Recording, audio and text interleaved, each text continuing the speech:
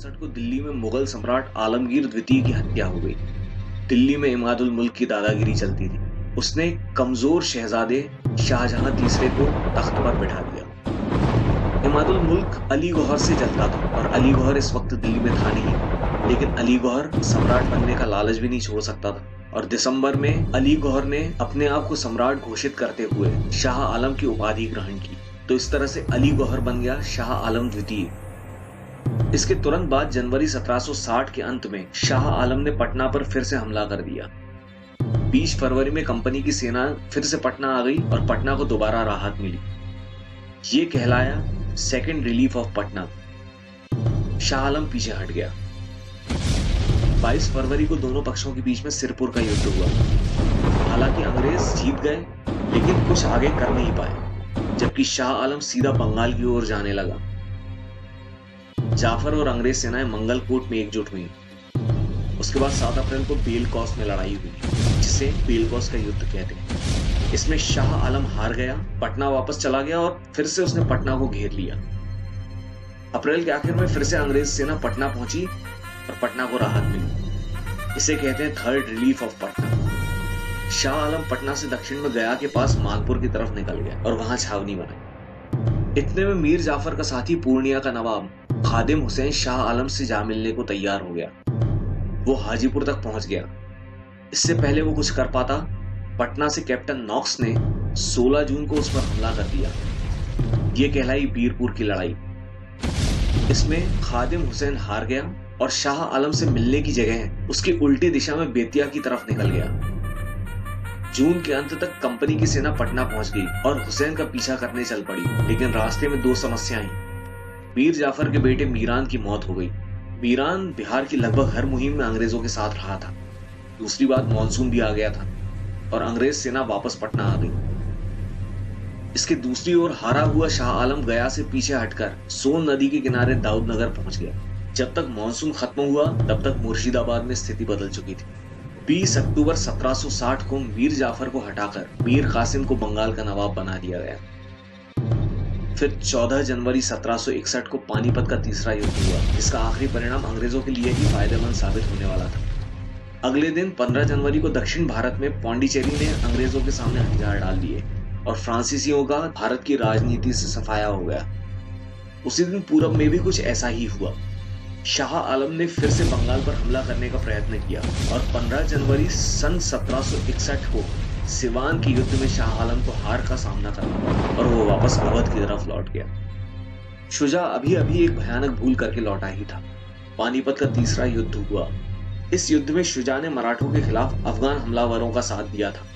ये उसके लिए एक भारी घाटे का सौदा था। उसने मुगल सम्राट शाह आलम को पनाह भी दे रखी थी।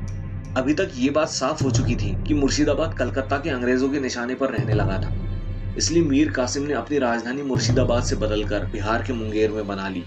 उसे मुंगेर अंग्रेजों से सुरक्षित मालूम हुआ, लेकिन यह भी उसका भरम ही था।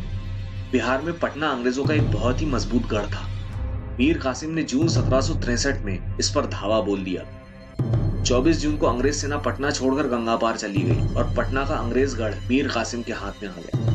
भागती हुई कंपनी सेना का पीछा करते हुए नवाब की सेना ने भी गंगा पार कर ली और कंपनी की सेना को एक हफ्ते बाद 1 जुलाई को छपरा के पास माझी में घेर लिया। यहाँ कंपनी की सेना ने हथियार डाल दिए। ये कंपनी के लिए एक बहुत बड़ा झटका था, जिसे नजरअंदाज करने का तो प्रश्न ही नहीं उठता था। ये कंपनी के खिलाफ एक अक्षम्य अपराध था। तो इसका बदला लेने के लिए मेजर थॉमस एडम्स कलकत्ते से जून के अंत में निकल चुका था। अब उसकी सेना का आमना सामना हुआ नवाब की सेना से 19 जुलाई को कटवा में। यहाँ कंपनी की सेना ने नवाब की सेना को हरा दिया। गौर से देखिए, ये वो मौका था जब शायद प्लासी की गलती को अन किया जा सकता था। कंप्यूटर की भाषा में कहें तो अंडू किया जा सकता था, लेकिन ऐसा हुआ नहीं। अंग्रेज सेना धड़धड़ाती हुई मुर्शिदाबाद की ओर चल पड़ी और अगस्त में मुर्शिदाबाद के पास घेरिया और सुकी में दोनों सेनाओं के बीच में लड़ाइयां हुई। नवाब की सेना फिर से हार गई और मुर्शिदाबाद अंग्रेजों के हाथ में एक बार फिर से आ गया। मुर्शिदाबाद में अंग्रेजों ने मीर जाफर को फिर से नवाब बना दिया। अब एडम्स ने अपना रुख पटना की ओर किया और अगस्त में ही उसने पटना की ओर कूच कर दिया। नवाब मुंगेर से कंपनी से निपटने के लिए निकल पड़ा। इससे पहले कि मीर कासिम अपनी सेना तक पहुंच पाता, उसकी सेना की कंपनी से भिड़ंत हो गई आज के झारखंड और बंगाल बॉर्डर पे साहिबगंज जिले के उंधवा नाले पर। तो 5 सितंबर को उंधवा नाले का युद्ध हो गया, या उदय नाले का युद्ध। मीर कासिम की सेना फिर से हार गई और मीर कासिम रास्ते से ही वापस लौट गया, लेकिन मुंगेर में ज्यादा रुके बिना सीधे पटना गया। अब नवाब की राजधानी मुंगेर और पटना दोनों कंपनियों के निशाने पर थे। 3 अक्टूबर तक अंग्रेज सेना ने नवाब की राजधानी मुंगेर पर कब्जा कर लिया। मीर कासिम ने खींचकर पटना में अंग्रेज अफसरों का कत्ल करके गुस्सा उतारा। इस कांड को मैसेकर ऑफ पटना कहते हैं। अगले ही महीने 6 नवंबर को थॉमस एडम्स ने पटना वापस ले लिया। इस तरह से 5 महीने के भीतर ही नवंबर के पहले हफ्ते में ही पटना फिर से अंग्रेजों के हाथ में आ गया। इस पटना प्रकरण से, पटना कांड से यह साफ हो जाता है कि मीर कासिम को कंपनी बर्दाश्त नहीं कर सकती थी, उसे गद्दी से गिराना जरूरी था। पटना कांड होते ही मीर कासिम भागकर अवध के नवाब शुजा-उद-दौला की शरण में चला गया। शुजा के साथ अभी मुगल सम्राट शाह आलम भी था। यहाँ इस तिकड़ी ने योजना बनाई।